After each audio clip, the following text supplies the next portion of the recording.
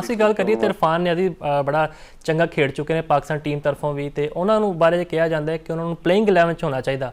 ਅਸੀਂ ਕਦੀ ਉਹਨਾਂ ਨੂੰ ਦੋਹਾ ਭੇਜ ਦਿੰਦੇ, ਇਸੇ ਤਰ੍ਹਾਂ ਅਸੀਂ ਅਬਾਸ ਅਫਰੀਦੀ ਦੀ ਗੱਲ ਕਰਦੇ ਪਏ ਸਨ ਕਿ ਉਹਨਾਂ ਨੂੰ ਅਸੀਂ ਹਾਂਗਕਾਂਗ ਜਿਹੜੇ ਸਿਕਸਿਸ ਇਵੈਂਟ ਸੀਗਾ ਉਹਦੇ ਵਿੱਚ ਭੇਜਤਾ ਸੀ, ਤੇ ਅਸੀਂ ਇਹ ਜ਼ਿਆਦਤੀ ਨਹੀਂ ਕਰਦੇ ਉਹਨਾਂ ਨੂੰ ਬਾਹਰ ਭੇਜ ਕੇ?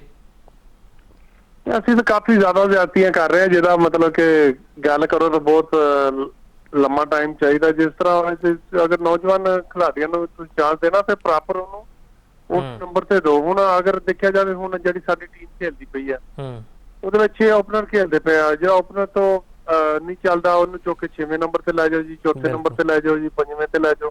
ਤੇ ਤੁਸੀਂ ਕਿੱਦਾਂ ਅੱਗੇ ਜਾ ਕੇ ਵੱਡੀਆਂ ਟੀਮਾਂ, ਠੀਕ ਹੈ ਜ਼ਿੰਬਾਬਵੇ, ਬੰਗਲਾਦੇਸ਼, ਇਹਨਾਂ ਕੋਲ ਤਾਂ ਅਸੀਂ ਜਿੱਤ ਲਾਂਗੇ।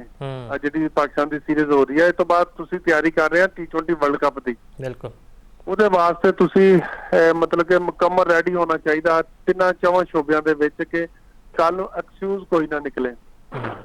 ਉਹਦੇ ਵਾਸਤੇ ਫਿਰ ਸਾਡੇ ਵਾਸਤੇ ਮੁਸ਼ਕਿਲ ਹੁੰਦੀ ਆ। ਫਿਰ ਜਦੋਂ ਜਿਹੜਾ ਪਲੇਅਰ ਜਿਹੜੇ ਨੰਬਰ ਤੇ ਪਰਫਾਰਮ ਨਹੀਂ ਕਰਦਾ, ਡੋਮੈਸਟਿਕ ਸਾਰੇ ਜਿਤਨੇ ਪਲੇਅਰ ਹੁਣ 4-5 ਜਣੇ ਖੇਲਦੇ ਪਏ, ਫਖਰ ਨੂੰ ਕਦੀ ਉੱਪਰ ਲੈ ਜਾਂਦੇ, ਕਦੀ ਓਪਨਰ ਕਰਾ ਦਿੰਦੇ ਆ। ਦੂਸਰਾ ਬਾਬਰ ਨੂੰ ਉਹਦੇ ਵਾਸਤੇ ਮਸਲਾ ਬਣਦਾ, ਕभी ਉਹਨੂੰ ਓਪਨਰ, ਕभी ਤੀਸਰੇ ਤੇ ਕਦੀ ਚੌਥੇ ਤੇ। ਸਾਇਮ ਅਯੂਬ ਹੈ, ਸਾਦਾ ਫਰਹਾਨ ਹੈ, ਅਗਰ ਗਿਣੇ ਜਾਏ ਤਾਂ 6 ਤਕਰੀਬਨ ਓਪਨਰ ਹੀ ਬਣਦੇ ਆ।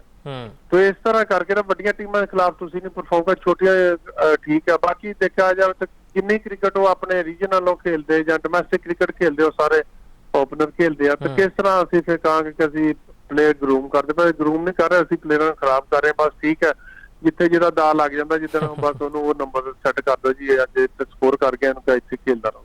ਅੱਛਾ, ਇਰਫਾਨ ਸਾਹਿਬ ਸ਼ਾਹਿਨਸ਼ਾਹ ਅਫਰੀਦੀ ਬੜੇ ਟੈਲੈਂਟਡ ਬॉलਰ ਨੇ, ਇਹਦੇ ਕੋਈ ਸ਼ੱਕ ਨਹੀਂ, ਚੰਗੀ ਬॉलिंग ਕਰਦੇ ਨੇ। ਲੇਕਿਨ ਗੱਲ ਇਹ ਹੈ ਕਿ ਅਸੀਂ ਮਾਜ਼ੀ 'ਚ ਵੇਖੀਏ ਵਸੀਮ, ਵਕਾਰ, ਆਕਿਬ, ਤੁਸੀਂ ਵੀ ਤੁਹਾਡੀ ਮਿਸਾਲ ਮੌਜੂਦ ਹੈ, ਤੁਸੀਂ ਬੜੀ ਮਾਸ਼ਾਅੱਲਾ ਅੱਖਾਂ 'ਚ ਅੱਖਾਂ ਪਾ ਕੇ ਅਗਲੀ ਜਿਹੜੀ ਟੀਮ ਨੂੰ ਨਾ ਜਿਹੜਾ ਫਸਾ ਦਿੰਦੇ ਸਨ। ਲੇਕਿਨ ਹੁਣ ਅਸੀਂ ਇਵੇਂ ਦਾ ਕੋਈ ਬॉलਰ ਨਹੀਂ ਕੱਢ ਪਾ ਰਹੇ, ਕੋਈ ਇਵੇਂ ਦਾ ਕਹਿੰਦੇ ਨਾ ਜਿਹਨੂੰ ਸਾਡੇ ਕੋਲ ਬੈਂਚ ਤੇ ਬਿਆ ਹੋਇਆ, ਜਿਹਨੂੰ ਵੇਖ ਕੇ ਪਤਾ ਚੱਲੇ ਕਿ ਅਗਲੀ ਟੀਮ ਘਬਰਾ ਜਾਏਗੀ।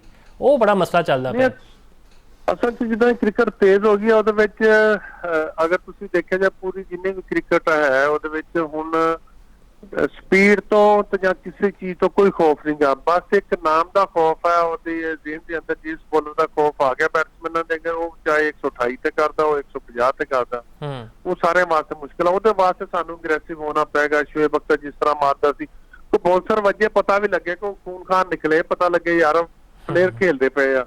ਜਿਹੜਾ ਸਾਡਾ ਪੰਜਾਬੀ ਦਾ ਇੱਕ ਕਲਚਰ ਆ ਯਾਰ, ਹੁਣ ਜਦੋਂ ਗਰਾਊਂਡ 'ਚ ਆ ਗਿਆ ਤਾਂ ਫਿਰ ਸਾਡੇ ਵਾਸਤੇ ਜਿੱਦਾਂ ਦੇ ਵੀ ਆ ਸਾਰੇ ਮਤਲਬ ਕਿ ਮੁਖਾਲਫ ਟੀਮ ਆ, ਉਹਨੂੰ ਜਿੱਦਾਂ ਉਹ ਸਾਨੂੰ ਚੌਕੇ ਮਾਰਦੇ, ਅਸੀਂ ਉਹਨਾਂ ਨੂੰ ਰੋਕਣਾ ਕਿੱਦਾਂ ਰੋਕਦਾ? ਤੁਸੀਂ ਬੌਂਸਰ ਮਾਰ ਕੇ ਰੋਕੋ, ਉਹਨਾਂ ਦੀਆਂ ਕੀ ਕਹਿੰਦੇ ਹੁੰਦੇ ਚਾਂਪਾਂ ਪਸਲੀਆਂ ਤੇ ਮਾਰੋ, ਉਹਨਾਂ ਨੂੰ ਮਤਲਬ ਥੋੜਾ ਖੌਫ ਆਵੇ। ਸਾਡੇ ਅੰਦਰ ਪਲੇਅਰਾਂ ਦਾ ਨਹੀਂ ਹੈ ਅਗਰੈਸਿਵ, ਮਤਲਬ ਕਿ ਉਹ ਅੱਖਾਂ ਪਾ ਕੇ ਘੂਰੀ ਵੀ ਉਦੋਂ ਹੀ ਪਾਉਂਦਾ ਜਦੋਂ ਬੰਦੇ ਦੀ ਪਰਫਾਰਮੈਂਸ ਚੰਗੀ ਹੋਵੇ।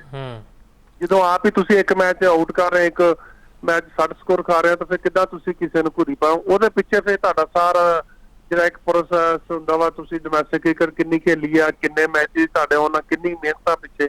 ਵਸੀਮ ਅਕਰਮ, ਵਕਾਰ ਜੀ, ਉਹਨਾਂ ਸ਼ੋਏਬ ਅਖਤਰ, ਜਿੱਦਾਂ ਦੂਸਰਿਆਂ ਦੇ ਸਾਰਿਆਂ ਦੇ ਨਾਮ ਲੈਂਦੇ ਆ, ਉਹਨਾਂ ਪਿੱਛੇ ਉਹਨਾਂ ਦੀ ਮਿਹਨਤ ਆ। ਉਹ ਇੱਕ ਮਤਲਬ ਕਿ ਲਾਈਨ ਦੇ ਵਿੱਚ ਉਹ ਮਤਲਬ ਕਿ ਪਰਫਾਰਮ ਕਰਦੇ ਆਏ। ਉਹਨਾਂ ਨੂੰ ਕੋਈ ਵੀ ਐਸਾ ਨਹੀਂ ਕਦੀ ਹੋਇਆ ਕਿ ਮਤਲਬ ਉਹਨਾਂ ਦੀ ਵਜ੍ਹਾ ਨਾਲ ਟੀਮ ਮੈਚ, ਉਹਨਾਂ ਨੇ ਜਿਹੜੇ ਬੱਚੇ ਹਾਰੇ ਹੋਏ ਮੈਚ ਜਿਤਾਏ ਹੋਏ ਆ, ਇਸ ਤੋਂ ਕਰਕੇ ਉਹਨਾਂ ਦਾ ਨਾਮ ਆ।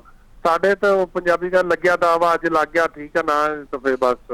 ਬਿਲਕੁਲ ਇਰਫਾਨ ਸਾਹਿਬ, ਬਹੁਤ ਸ਼ੁਕਰੀਆ, ਤੁਸੀਂ ਸਾਡੇ ਨਾਲ ਜੁੜੇ ਹੋ, ਸਾਡੇ ਵਾਸਤੇ ਬੜੀ ਇੱਜ਼ਤ ਵਾਲੀ ਗੱਲ ਹੈ।